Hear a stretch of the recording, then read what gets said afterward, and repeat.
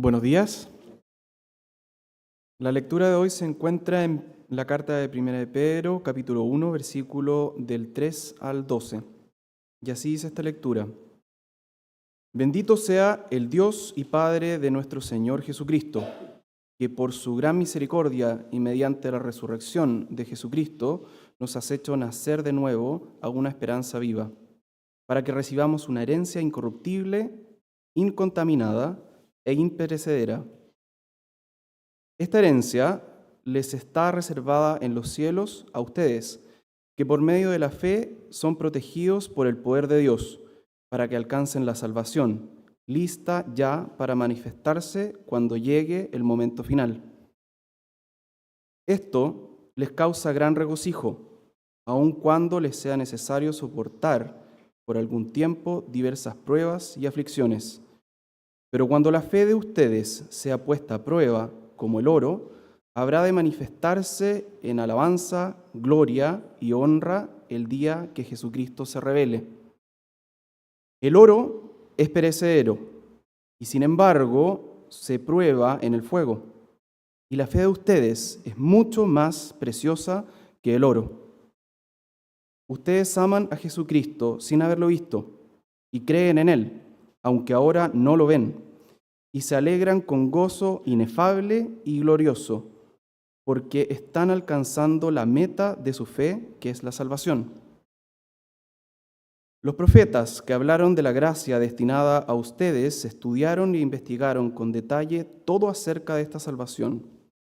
Ellos querían determinar a quién y a qué momento se refería el Espíritu de Cristo que estaba en ellos, cuando anunciaba de antemano los sufrimientos de Cristo y las glorias que le seguirían.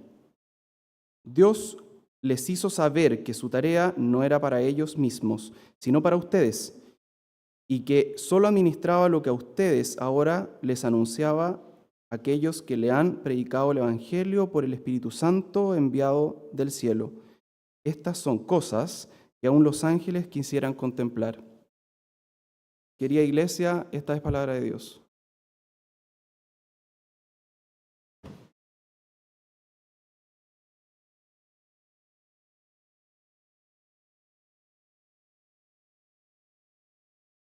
Buen día, querida iglesia. Bueno verlos. Quiero comenzar compartiendo con ustedes algo relativo a un librito que es un clásico del siglo XX que se llama El hombre en busca de sentido. Quizá algunos de ustedes lo conozcan por ahí. Es el testimonio de un psiquiatra austriaco que fue llevado a un campo de concentración en 1942 y allí tuvo que sufrir lo que todas las personas de etnia judía como él tuvieron que sufrir en aquel entonces. Él tuvo la gracia de poder salir de allí, ya que vivió los 3 últimos años de la Segunda Guerra Mundial en ese lugar. Pero estando allí, él como profesional de la salud y específicamente la salud mental, se fijó mucho en cómo las personas vivían esa situación tan dramática. Y una cosa que él observaba era que le llamaba la atención cómo bajo las mismas circunstancias se podía sacar lo mejor de algunas personas y lo peor de otras. Es lo que hacía que algunos se desesperasen totalmente y acababan quitándose la vida en contra de los cercados metálicos. ¿Y qué es lo que hacía que, por el contrario, otros se esforzaran por seguir viviendo, por seguir entregando lo mejor de sí en medio de esa situación desastrosa? Él llegó a la conclusión de que lo que hacía que el ser humano, incluso en situaciones tan críticas como esa, pudiera seguir adelante, era eso que comúnmente llamamos esperanza. En el caso de él, decía que lo que le mantenía vivo con el deseo de querer continuar, lo que lo motivaba, era el hecho de que él estaba escribiendo un gran libro que estaba listo para ser publicado cuando lo apresaron y lo llevaron para allá y destruyeron el libro. Resulta que en sus ratos libres él agarraba tiras de papel y escribía ahí fragmentos de lo que iba a ser para él reconstruirlo una vez que saliera del campo de concentración. Esa gran obra, ese gran trabajo de una vida era lo que lo mantenía despierto. Pero para otros era la familia, el amor, alguna obra de arte, etc. En todos los casos, lo que mantenía enfocado a estas personas era la idea de que algo nos espera. Hay alguien más allá de esta prisión en la cual nos encontramos. Y eso es sumamente relevante porque el pasaje que leímos el día de hoy es un pasaje sobre la esperanza. ¿Qué es la esperanza cristiana? ¿Qué es lo que te motiva a vivir? ¿Y por qué razón nosotros podemos esperar en Dios? ¿Qué tiene que ver eso con la situación en la cual habitamos? Entonces los invito a que podamos orar y pedirle al Señor que nos acompañe a lo largo de esta meditación. Padre bueno, te agradecemos por tu palabra, porque incluso aunque domingo a domingo leemos textos que tú le entregaste a la iglesia hace tantos años, siempre encontramos algo que nos quieres decir ahora en el presente, en tu Chile, el siglo XXI, en la vida de cada uno de estos hermanos y hermanas presentes aquí. Te pedimos que tu Espíritu Santo nos guíe para que una vez más podamos oír tu palabra de manera fresca, de manera cercana, para conocer cuál es tu voluntad con respecto a nosotros. En el nombre de Jesús, amén.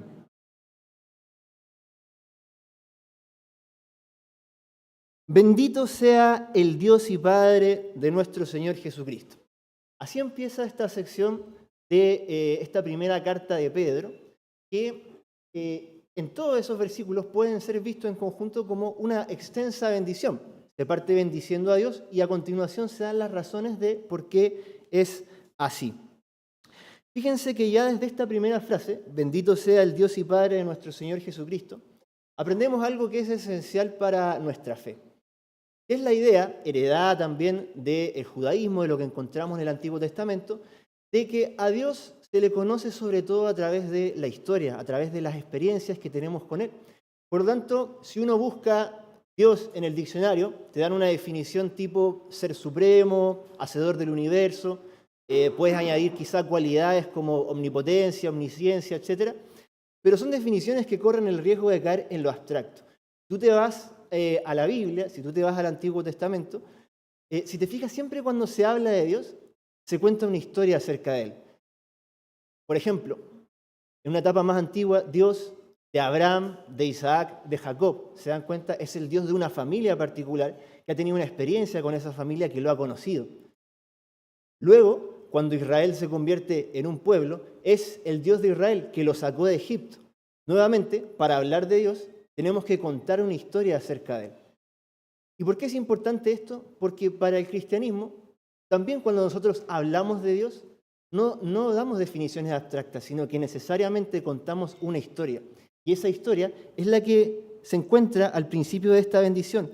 Bendito sea el Dios y Padre de nuestro Señor Jesucristo. Para los cristianos, Dios no es cualquier cosa o un mero ser supremo, es el Padre de nuestro Señor Jesucristo. Para nosotros, ¿quién es Dios? ¿Qué significa Él para nosotros? Está vinculado derechamente con quién fue Jesús y qué es lo que Él vivió y cuál es el sentido de esto para nosotros. Cuando Pedro lo cita aquí en este pasaje, nos dice que al ver la historia de Jesús y lo que Dios hizo a través de Él, debemos darnos cuenta de dos cosas. Esa historia de Jesús que nosotros encontramos en los evangelios, que nosotros conocemos, nos tiene que decir dos cosas principalmente acerca de Dios. La primera es la misericordia de Dios, su voluntad de querer acercarnos a nosotros. Y la segunda es su poder para hacer nuevas todas las cosas. ¿Qué son esas cosas que hacen nuevas aquí particularmente? A nosotros.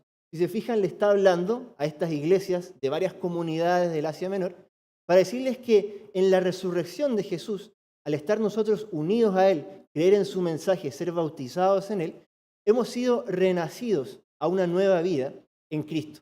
Por tanto, todos estos cristianos que eran de Bitinia, de Galacia y de todas esas ciudades que se nombran al principio, si bien son ciudadanos de allí, son también al mismo tiempo ciudadanos de este nuevo mundo, de esta nueva creación que Dios está formando en Cristo.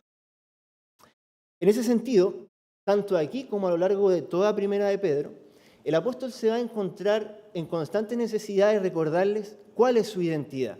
¿Cuál es su identidad? Ustedes, les dice más adelante en una lectura que va a tocar en otro domingo, ustedes han nacido de nuevo, no de simiente perecedera, sino de simiente imperecedera, mediante la palabra de Dios que vive y permanece.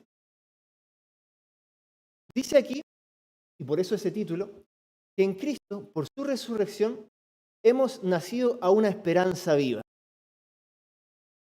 En ese sentido, nosotros como pueblo cristiano somos un pueblo esperanzado. Y por tanto, en línea con lo que decía al principio, debemos preguntarnos qué es eso de la esperanza.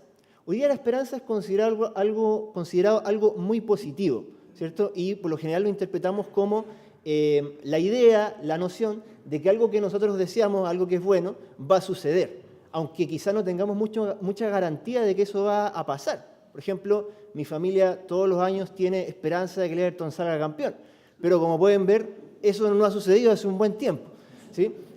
También uno puede tener esperanza de terminar una carrera, esperanza de que mi familia, tal cosa, ¿cierto? Se refieren buenos deseos para que algo positivo suceda, sobre todo si alguien lo ve como cercano. Se nos llama a nosotros, por lo tanto, a ser un pueblo esperanzado. Pero, como les digo, muchas veces uno no tiene garantía de que eso que espera realmente vaya a suceder. Pero fíjense aquí que la diferencia en la esperanza cristiana es que es una esperanza viva, porque está fundada en algo que Dios ya hizo, algo que Dios ya hizo en Cristo. La resurrección de Jesús no es un simple hecho portentoso que Dios hizo aisladamente sin que tenga ningún sentido para nosotros, sino que entraña en sí misma una promesa de lo que Dios va a hacer con todos aquellos que están unidos a Él. ¿Bien? Nosotros creemos, eso lo dice Pablo en 1 Corintios 15, que Cristo es el primer fruto de una cosecha que va a ser mucho más grande, cuando Dios definitivamente acabe con la muerte, acabe con el dolor, acabe con el sufrimiento que afecta tanto a nuestro mundo. Nosotros creemos, esperamos que Cristo venga, que transforme estas realidades de muerte en una nueva creación definitiva, pero al mismo tiempo que esperamos, vemos atrás también, vemos su historia y nos damos cuenta que en Él Dios ya ha triunfado, ya ha anunciado en pequeña escala lo que va a ser a gran escala al final de la historia. Y esa es la expectación de la que habla Primera de Pedro, en la cual se encontraban también estos primeros cristianos. Esa es la esperanza viva. Esperamos que Dios hará algo y ese algo ya lo hizo en Jesús. ¿Por qué es necesario recordarles su esperanza a estas personas? Eso nos lleva al segundo punto, que tiene que ver con las pruebas, las adversidades que estaba sufriendo esta comunidad. Dice así, luego de recordarles cuál es su esperanza, les dice, esto les causa gran regocijo, aun cuando les sea necesario soportar por algún tiempo diversas pruebas y aflicciones. Es en un momento de tensión, de aflicción, cuando más necesitamos recordar cuál es nuestra identidad, cuál es la seguridad y la certeza que tenemos en Dios. ¿Qué clase de aflicción, de pruebas, de persecución estaban sufriendo estos cristianos? Uno puede pensar en la típica persecución de historia de la iglesia antigua que nosotros tenemos en mente, como puede ser que a los cristianos los perseguían, los echaban, los arrojaban a la fosa de los leones o los quemaban, cosas que realmente sucedieron en algún tiempo particular.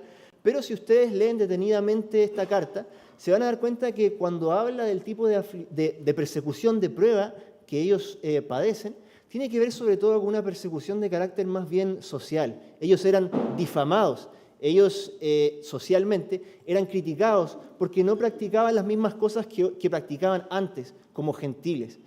Bien, ellos han adoptado una nueva manera de vivir que se va a retratar en otras partes de la carta y por lo tanto la gente de su alrededor, sus familiares, sus amigos, podemos pensar, tenían los ojos puestos especialmente en ellos para criticar sus creencias y su manera de vivir.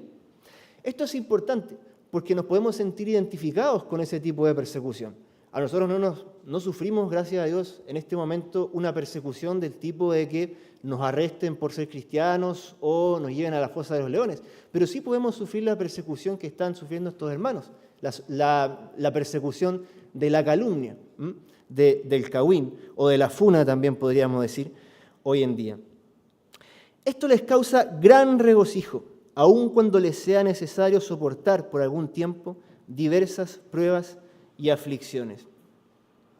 En este contexto de diversas pruebas y aflicciones, entonces, es que Pedro les recuerda que ellos son nuevas criaturas habitando en una creación antigua. Si tú estás unido a Cristo, eres nueva creación, como decía Pablo. Ya puedes gozar por adelantado en el Espíritu Santo ese nuevo mundo que Dios trae para revertir el mal que podemos ver a lo largo de nuestra historia. Pero al mismo tiempo estas pruebas y aflicciones nos recuerdan que aún vivimos, aún habitamos ese mundo oscuro donde Jesús fue crucificado. Seguimos habitando en ese mundo. Ante estas pruebas, ante esta adversidad, ¿cuál es la respuesta cristiana?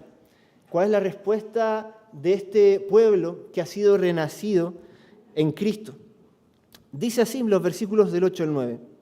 Ustedes aman a Jesucristo sin haberlo visto y creen en Él aunque ahora no lo ven y se alegran con gozo inefable y glorioso porque están alcanzando la meta de su fe, que es la salvación.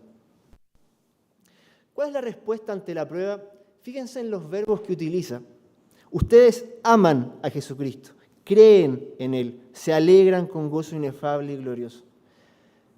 La respuesta cristiana ante la prueba y la adversidad, si tú has comprendido realmente quién eres en Cristo, es una respuesta de amor, de fe y de alegría. ¿Por qué razón? Porque la aflicción del tiempo presente no se compara con la gloria que está por venir. Podemos ver entonces como cristianos en la adversidad una oportunidad para aprender a Dios, para aprender a amar a Dios con todo el corazón, con toda nuestra alma, con toda nuestra mente, con todas nuestras fuerzas. Y podemos ver también en las relaciones humanas cómo es a través de la adversidad que los lazos se hacen más fuertes todavía. No por nada en la Biblia se compara la relación entre Dios y su pueblo con un matrimonio, porque en los votos matrimoniales uno promete amar, ¿cierto?, en salud y enfermedad, en abundancia y en pobreza, etc. También sucede así con Dios.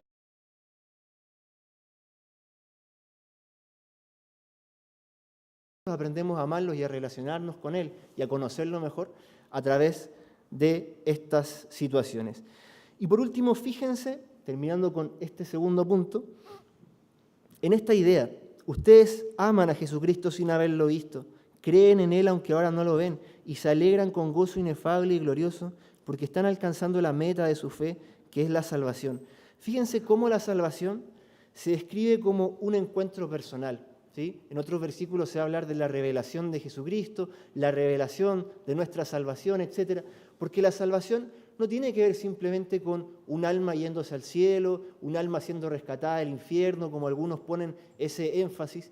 Tiene que ver sobre todo con un encuentro con Jesús, anhelado, que transforma nuestra vida, porque es el clímax de aquello que uno ha estado buscando, el sentido de todas nuestras reuniones dominicales.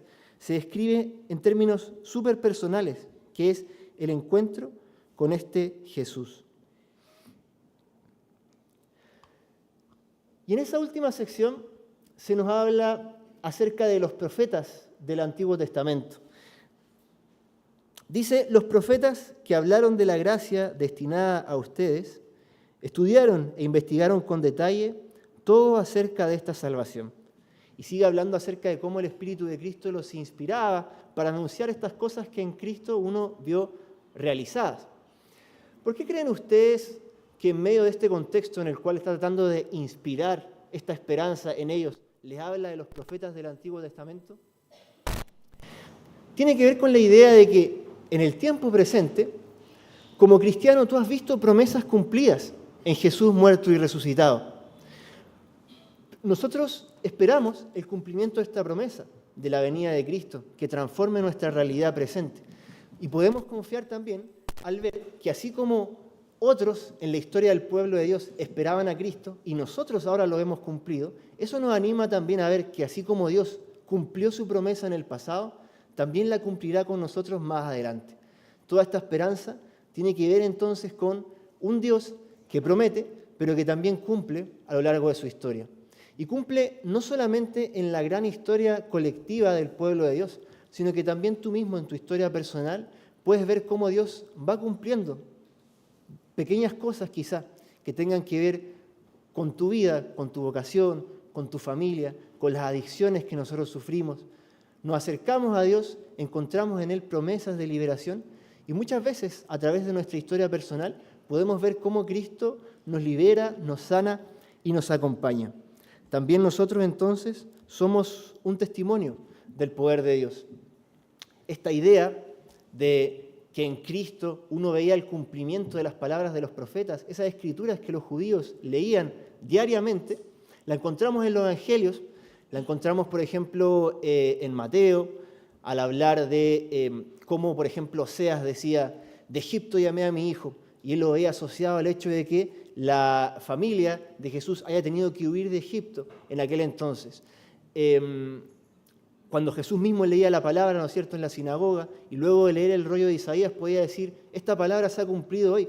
Qué maravilloso era para ellos ver que lo que se leía cada día encontraba su cumplimiento en Jesús. Estamos viviendo una época especial en la historia, una época que tiene una densidad única. Y así como eso fue cumplido en aquel entonces, se nos llama también a vivir con esa expectativa de que Dios cumplirá esta nueva promesa final. Tenemos entonces la certeza, vemos el cumplimiento de lo que otros esperaron.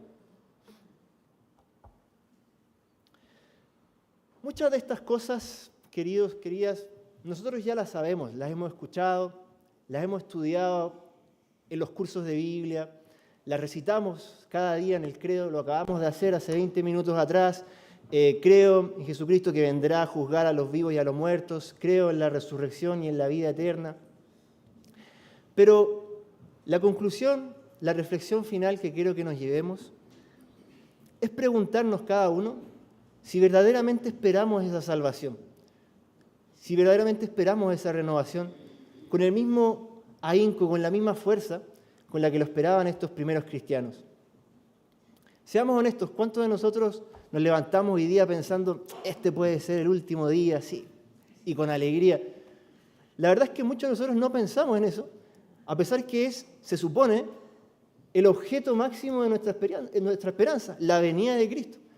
Y sin embargo, si se fijan, no solamente no pensamos mucho en la idea de que Cristo pueda venir y transformarlo todo, sino que de hecho incluso cuando lo pensamos como si fuese algo indeseable. ¿Por qué parece algo indeseable muchas veces?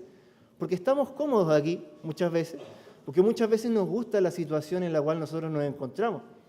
Nunca me voy a olvidar cuando estaba en una clase en la universidad, estábamos hablando de la historia de las religiones, no recuerdo exactamente de qué trataba el tema que estaba conversando la profesora, pero nunca me voy a olvidar de que en un momento se interrumpe ella y dice, les cuento algo, chiquillos, me daría tanta lata morirme. Sí, porque, y ustedes dirán, ¿cómo si usted es profesora de religión, se supone que su anhelo máximo es estar con Dios, etcétera? Pero así, en confidencia les cuento, me daría tanta lata morirme porque yo estoy bien, soy doctora en tal cosa, mi marido médico, todos mis hijos médicos, estoy tan cómoda con mi vida, es tan genial. Entonces, ¿se dan cuenta? Esas son las contradicciones que uno encuentra haciendo esto. Y nosotros admirábamos su honestidad y nos dábamos cuenta que para nosotros también era así. Porque estamos aferrados muchas veces en la comodidad, en la rutina del día a día, que nos gusta, que ha aprendido a satisfacernos, ¿me entienden? Por eso es que es importante muchas veces la prueba. Cuando nosotros deseamos que Cristo venga, sobre todo, o deseamos esta transformación, sobre todo cuando estamos enfermos, cuando estamos ante una situación angustiante, es allí, recién, cuando uno suele pensar en estas cosas. Entonces, ¿qué es lo que quiero invitarlos a hacer? A que aprendamos a esperar esta salvación, a esperar la venida de Cristo, incluso cuando estamos bien. Yo creo que ese es el desafío, a que incluso aunque tú seas doctor y tu marido médico y todos tus hijos doctores, como decía esta profesora, a que incluso allí tú aprendas a anhelar que Cristo venga y que esta realidad sea transformada. Puede ser algo difícil, ¿y saben por qué? Porque muchos de nosotros todavía no comprendemos bien en qué consiste eso de que Cristo venga y transforme la realidad.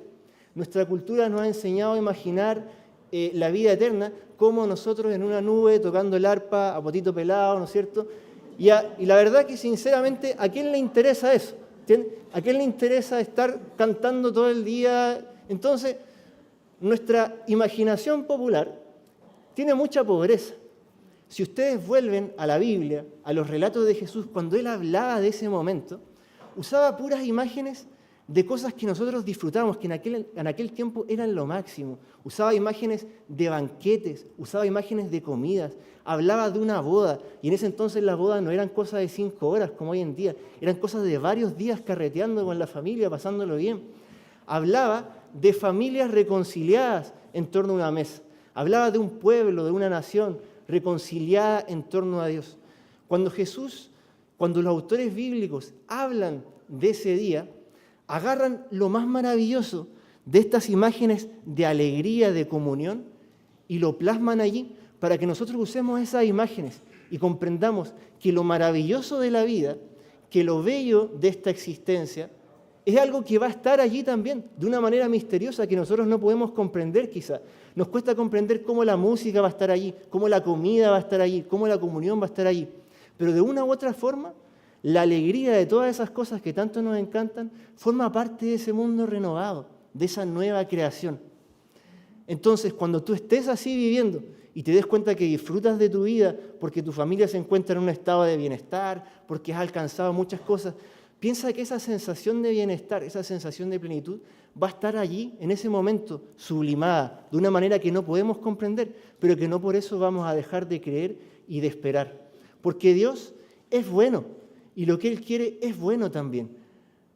Aunque nos cueste imaginarlo, aunque nuestra imaginación quede corta porque es un momento que nunca hemos vivido, Jesús usó esas imágenes de esta vida. No ángeles a poto pelado tocando el arpa, sino banquetes, bodas, familias reconciliadas, música, vino, comida.